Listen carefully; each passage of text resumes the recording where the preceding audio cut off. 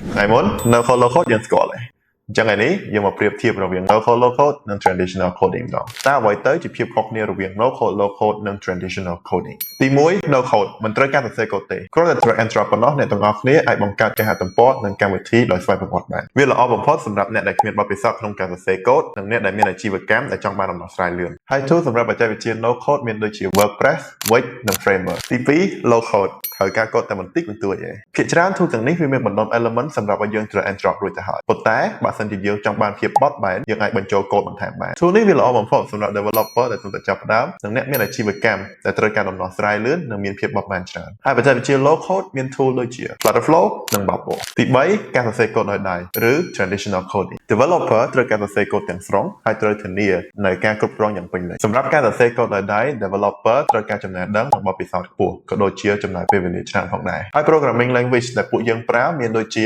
Java JavaScript Python និង Dart ជាដើមហើយនេះគឺជាតារាងសំខាន់ No code វាលឿនងាយស្រួលវាល្អបំផុតសម្រាប់ MVP អ្នកអាជីវកម្មតូចៗនិងអ្នកដែលមិនចេះកូដសោះ Low code លឿននិងមានភាពបត់បែនវាល្អបំផុតសម្រាប់សហគ្រាសសហគ្រិននិងឧស្សាហកម្មនិងវិនិយោគ Coding ដោយដៃល្អសម្រាប់គម្រោងធំៗប្រព័ន្ធដែលមានភាពស្មុគស្មាញនិងគម្រោងដែលត្រូវការភាពឯកជនអញ្ចឹងបច្ចេកវិទ្យាទាំង3នេះវាមានអត្ថប្រយោជន៍ទៅតាមតម្រូវការរបស់អ្នកតែអ្នកទាំងអស់គ្នាគិតយ៉ាងណាដែរ You can drop the idea in the comment section below and don't forget to follow New Web FM and see you in the next video bye